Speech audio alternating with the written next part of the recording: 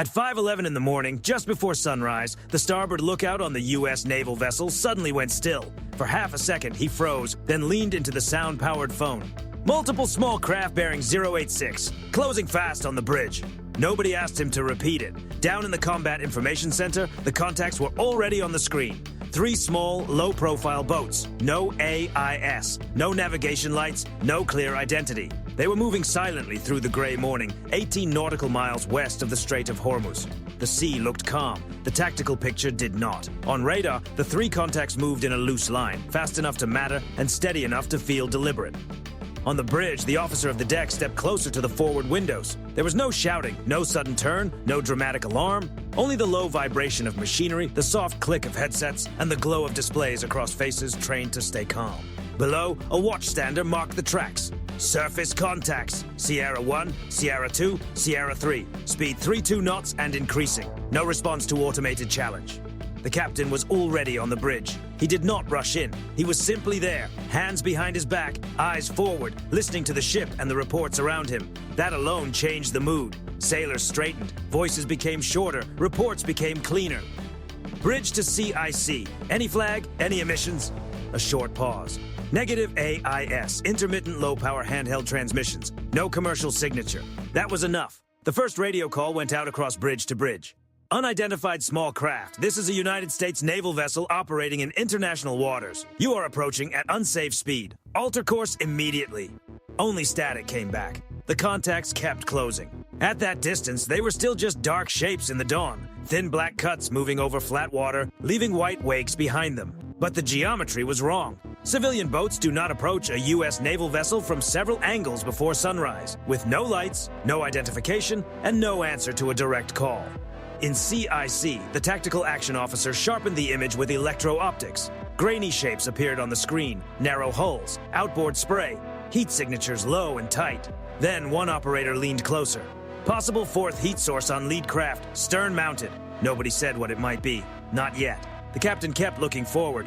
Set enhanced watch. Topside security teams to stations. Keep it controlled. No panic, no alarm bell, just action. The order moved through the ship like current through wire. Hatches opened, boots hit steel. Sailors moved into position along the weather deck. On the bridge wing, binoculars came up almost at the same time. At 5:14, the range dropped below 11 nautical miles. The contacts split. One moved wider to port. The other 2 kept coming in straight, one slightly behind the other, almost as if it were using the lead boat's wake. It was subtle, but at sea, subtle matters.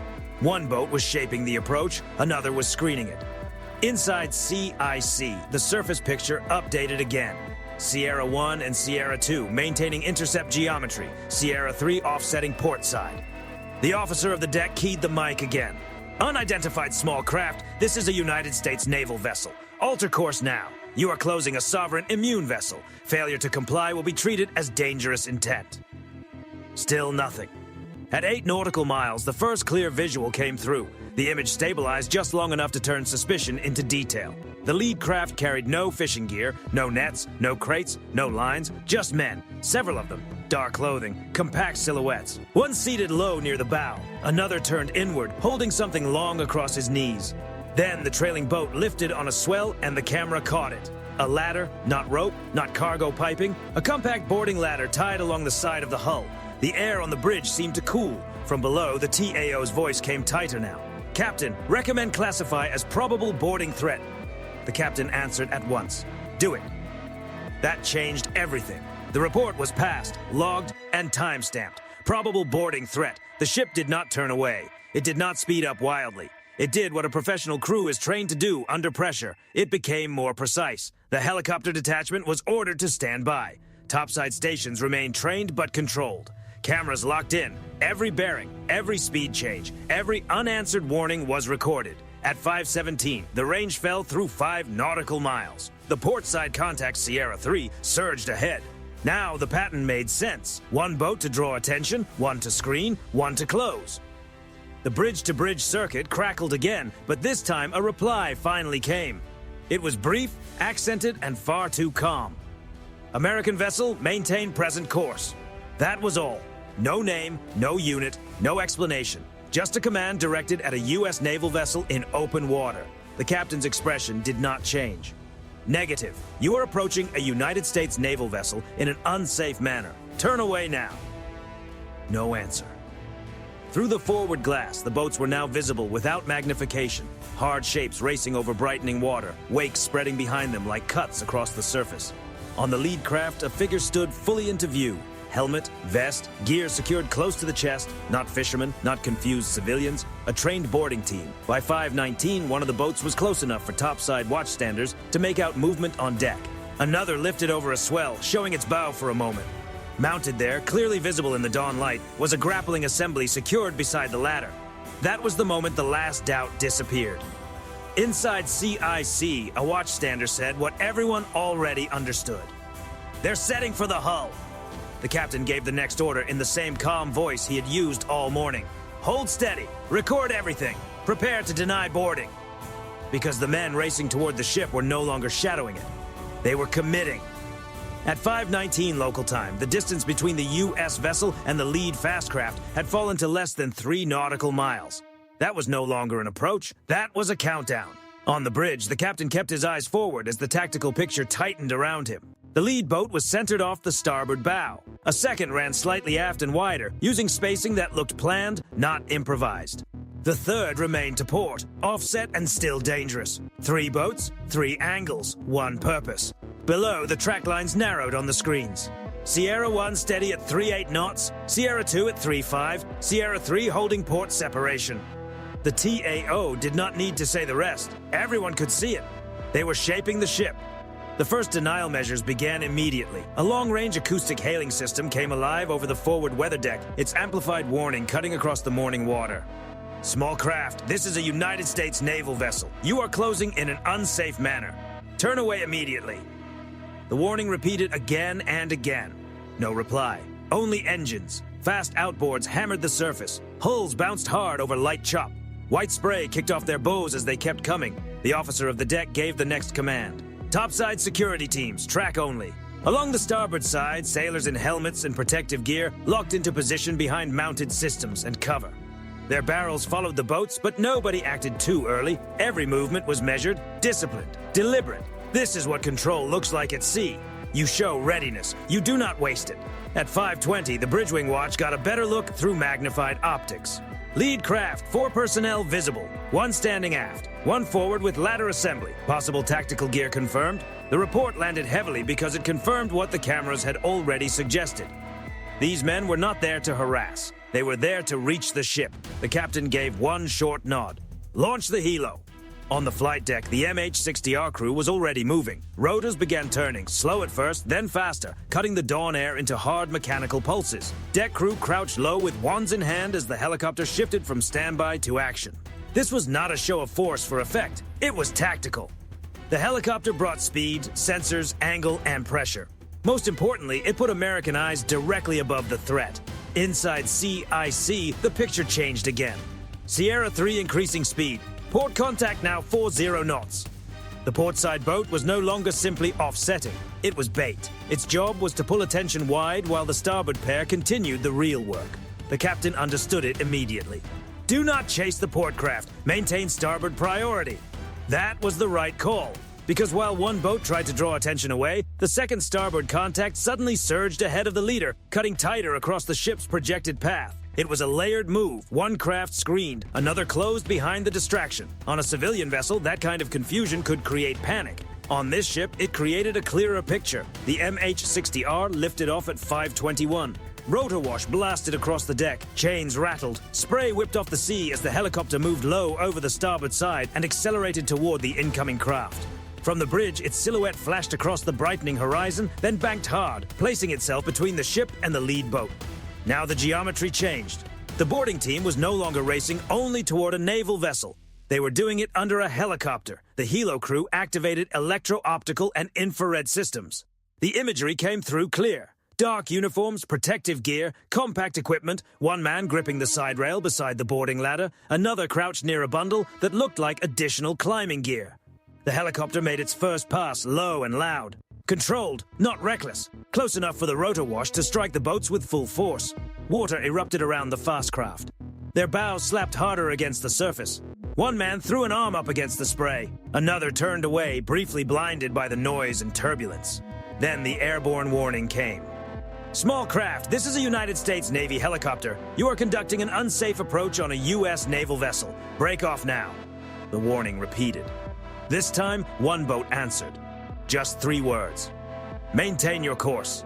No vessel name, no ID, no explanation, only a command, as if they still believed the ship would hesitate and let them finish the run. Instead, the U.S. vessel began denying the approach without losing control.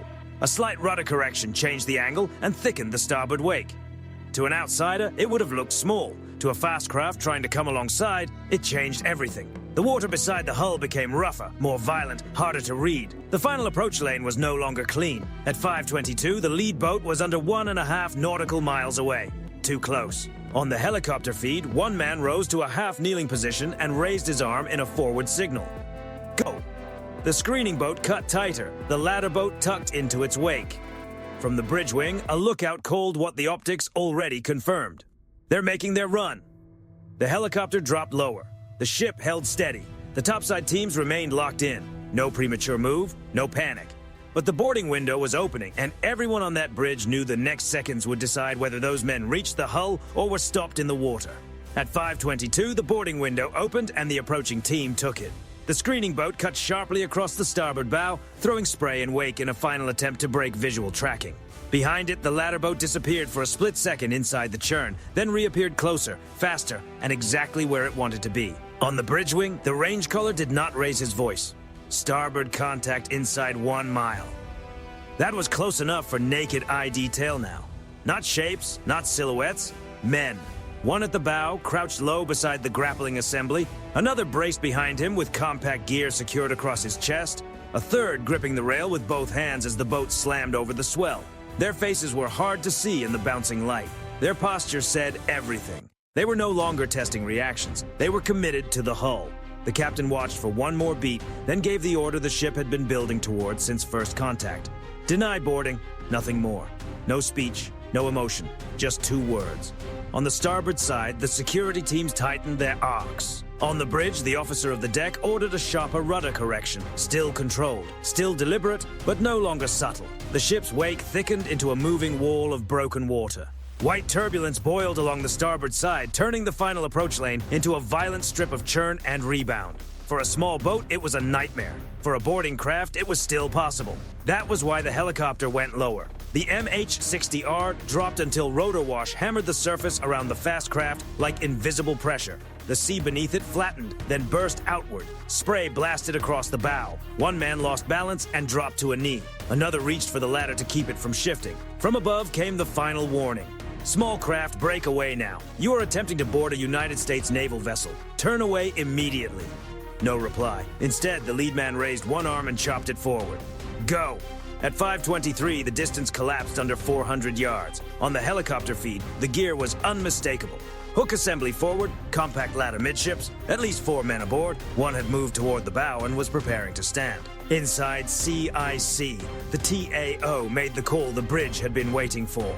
Boarding attempt confirmed. That changed the rules again. The captain responded immediately. Warning bursts, water ahead of the bow. The order passed topside in an instant. A mounted system opened in short, disciplined bursts, aimed not at the boat, not at the men, but into the water just ahead of their path. The sea kicked up in sharp white columns. The effect was immediate, but not enough. The craft checked for half a second, then kept coming. That told the crew everything they needed to know. This was not noise. This was intent. The captain did not hesitate. Disable propulsion. The next burst was tighter, controlled, precise, mechanical. A moment later, the outboard tore apart in a bright flash of metal and spray. Dark smoke punched upward. The fast craft yawed hard to starboard, suddenly stripped of clean thrust, then slammed sideways into the churned wake of the U.S. vessel. That was when the entire approach collapsed. The bow lifted. The ladder broke loose on one side. One man lunged for the rail and missed, crashing shoulder first into another as the boat rolled violently across the broken water. The grappling assembly never left the deck. The craft was still moving, but not with control. Not toward the hull, only across the wake. Behind them, the screening boat tried to close the gap itself. The helicopter caught it instantly. The MH-60R pivoted, dropped lower, and blasted the second boat with rotor wash so hard that its bow bounced offline. At the same time, topside teams shifted aim and tracked. No further action yet, just unmistakable overwatch from above and from the ship's side. The message was clear from every direction. One more push and the situation would become much worse. For a few seconds, the second craft kept pressing. Then the ship's wake caught it too. The hull slammed. The boat bucked upward, nose high, losing its clean angle. One man grabbed the side rail with both hands. Another twisted backward to look at the disabled lead craft trailing smoke behind them. The formation was gone. The moment was gone. What had been a coordinated, layered boarding attempt just seconds earlier was now a broken approach under helicopter coverage, under shipboard tracking, beside a moving wall of steel and water that never stopped advancing. At 5:24, the disabled lead craft was dead in the water. The second boat veered off first, not in a clean tactical turn, but in a sharp break that threw spray wide across the dawn. The port-side distraction craft began widening its arc as well. Whatever plan had brought them in was unraveling in real time. But the bridge did not relax. Near Hormuz, a failed move is often only the first layer. Inside CIC, another operator leaned toward his scope. New emissions bearing north-northeast, intermittent radar sweep. No one cheered. No one spoke unless they had to. The captain looked forward as the helicopter circled above the crippled craft and the other two boats pulled distance. The first team is done, he said quietly. Find out who they were working for. Because the men who tried to reach the hull had failed. But the water around Hormuz was still talking, and something beyond those boats had just started to answer. At 5:24 local time, the first boarding attempt was over. The lead fast craft drifted powerless in the water, stern low, engine torn apart, a trail of dark smoke marking the dawn behind it. The second boat was breaking away hard to starboard. The third, the port-side distraction craft, was already widening the gap. But aboard the U.S. vessel, nobody confused withdrawal with safety. Inside CIC, the surface picture was still active. 3 fast craft, 1 disabled, 2 separating. Helicopter overhead, topside teams in place, cameras recording every second. For most vessels, that might have been enough to call the danger contained. Not here. Then the electronic warfare operator spoke up. New sweep bearing 027 intermittent radar. Shoreside or larger surface contact possible. The bridge became even quieter. That detail changed the incident from a failed boarding attempt into something wider. The captain turned slightly toward the tactical repeater. Classify. Below him, the CIC team worked fast. Frequency band, pulse repetition, sweep duration, pattern behavior. They were not guessing. They were separating noise from design. A ship does not survive in places like Hormuz by reacting only to the loudest thing. It survives by finding the pattern behind it. Another voice came from the helicopter. Bridge, Helo 1, visual on disabled craft. 4 personnel aboard. No one entering the water. Second and third craft regrouping north. Stand by. Possible unmanned aerial contact high right. No light, single heat source. Boats below. Unknown radar beyond them. Now something in the air. In. The captain did not look surprised. He looked confirmed. The boarding team had never been the whole plan. They were the first layer. At 5:25, the ship's electronic warfare suite went fully active. Not noisy, not theatrical, precise. Antennas shifted, receivers sharpened. Signal libraries began comparing the new sweep against known patterns. Surface search, coastal surveillance, fire control indicators, support tracking. The answer mattered, and it mattered fast. The officer of the deck gave the next order. Come right 5 degrees. Increase lateral separation from the disabled craft. Small move, big effect. The U.S. vessel was no longer simply denying boarding. It was stepping sideways out of a possible engagement box. No circling back, no lingering near the crippled boat, no giving distant observers a fixed target. The ship kept moving, kept shaping the geometry, kept refusing to be pinned. That is the difference between reacting and understanding the whole board. On the bridge wing, a lookout searched the horizon through stabilized optics. No large hull visual, sea state clear, negative coastal silhouette. That meant the radar source could be farther out, hidden, or airborne. The MH-60R banked north and climbed, trading intimidation for altitude and sensor range. The crew shifted from immediate overwatch to wide area scan. Infrared swept the waterline. The camera moved past the retreating craft and out into the pale edge of dawn. Then the sensor operator spotted it. Possible drone bearing 031, low altitude, shadowing from distance. Not diving, not rushing, watching. That made it worse, because watching meant coordination.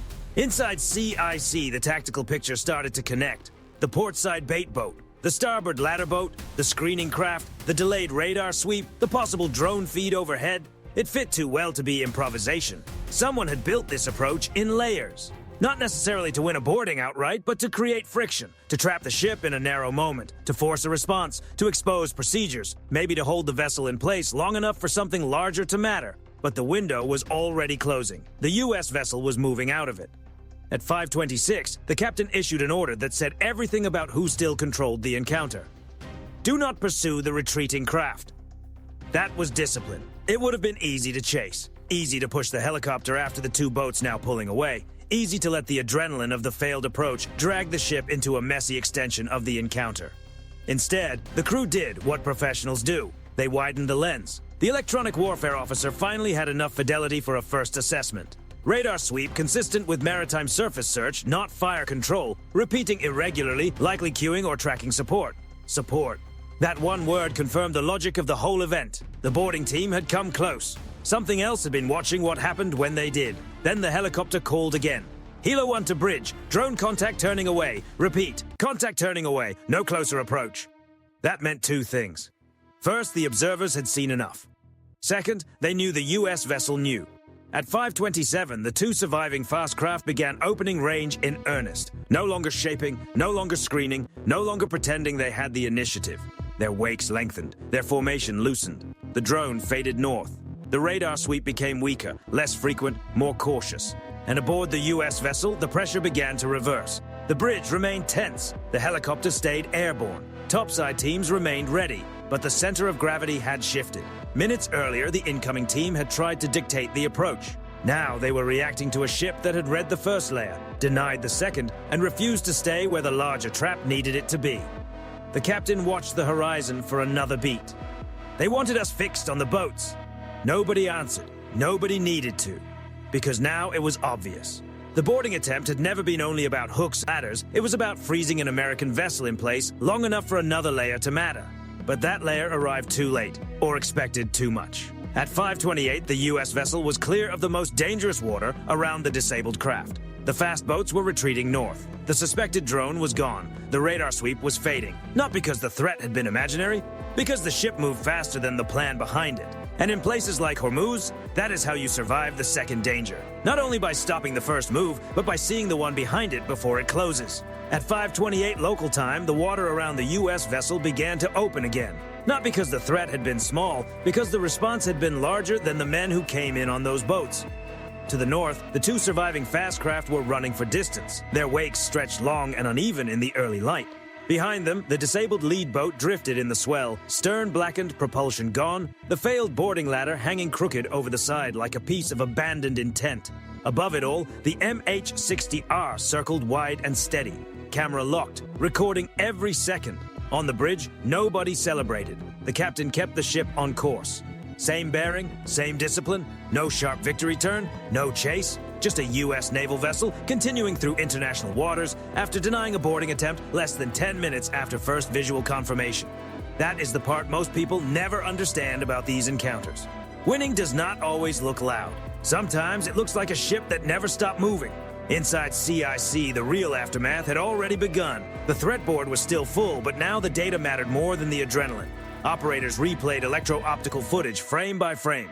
Boarding ladder, grappling hardware, equipment silhouettes, helmet types, formation spacing, which boat screened, which boat carried the boarding team, which one moved first when denial measures began. The answers were being captured in real time, not guessed later. The electronic warfare team did the same with the signals. Intermittent radar sweep from the north, handheld transmissions from the boats, a short command telling the American ship to maintain course. Then the weakening pattern as the aerial contact turned away and the support layer backed off. Every detail was time-stamped, logged, stored. That was the hidden twist inside the failed approach. The team came in believing proximity gave them power. But proximity is a two-way exchange. The closer they got, the more they revealed. At 5:30, the helicopter reported no renewed approach from the retreating craft. No additional boats breaking from the horizon, no secondary surface contacts closing the gap. The drone contact was gone. The supporting radar sweep had nearly disappeared into the wider noise of the Gulf. The pressure was over. The picture remained. And that picture was bad for the people who built the operation. What they wanted was a moment. An image. A U.S. naval vessel forced into confusion near Hormuz. A boarding team close enough to touch the hull. American sailors reacting under pressure. Maybe a propaganda clip, maybe a political message, maybe a gray zone embarrassment amplified before anyone could explain what had actually happened. Instead, the only complete record belonged to the ship they tried to trap. That mattered. Back on the flight deck, the MH-60R returned at 5:34. Rotowash rolled across the deck as the helicopter settled in and chains went back on. The crew climbed out quickly, not with the loose relief of routine surveillance, but with the sharp rhythm of people who knew they had just been above the edge of something much larger. Their sensor package still held the footage. Their microphones still held the warning calls. Their systems still held the image of men trying to bring a boarding ladder against the side of a U.S. vessel and failing under pressure. Below them, topside teams remained in position for several more minutes. Tracking stayed locked until the range fully opened. No one assumed the Gulf had finished speaking just because it had gone quiet. At 5:36, the captain finally gave the order. Stand down one level. Maintain full surface watch. Not stand down completely. Not here. Near Hormuz, calm water and safety are not the same thing. The report traffic began almost immediately. Initial contact timeline, threat classification, denial measures, warning actions, propulsion disablement, suspected support layer, possible drone overwatch. Every line was clean, factual, hard to challenge, harder to spin. Hours later, far from the heat and spray of that dawn encounter, analysts would replay every second. They would study the approach geometry, the spacing between the boats, the way the distraction craft tried to widen American attention. The moment the ladder boat committed, the brief radio transmission ordering the U.S. vessel to maintain course, the fading radar support from the north, and the aerial contact that turned away when the wider plan collapsed. From all of it, they would build something more valuable than a dramatic clip, a pattern. How these teams move when they believe surprise is still theirs. How they coordinate when they think an American vessel is fixed in place. How quickly the plan unravels when that vessel refuses to freeze. By sunrise, the U.S. ship was farther east, still on mission. Hull untouched, deck secure, boarding denied. The fast boats were gone. The disabled craft was left behind for others to think about. The sea was bright now, almost indifferent, as if nothing had nearly happened there at all. But something had happened. A boarding team came close enough to believe they had a chance. Close enough to show their equipment. Close enough to expose their method. Close enough to reveal the support layer behind them. And that was the final irony of the encounter. They came to seize control of the moment. Instead, they handed the U.S. Navy a full record of how they operate when they think they finally have the advantage. So no, the story did not end with men on the deck. It ended with the ship still moving, the trap broken, and the team that tried to spring it pulling away under camera lock near Hormuz. That is more than survival. That is control without spectacle. And for the people watching from the shore, from the drone feed, or from the radar screen that started sweeping too late, the message was impossible to miss. The U.S. vessel did not blink. It denied the boarding, read the trap behind it, and kept going.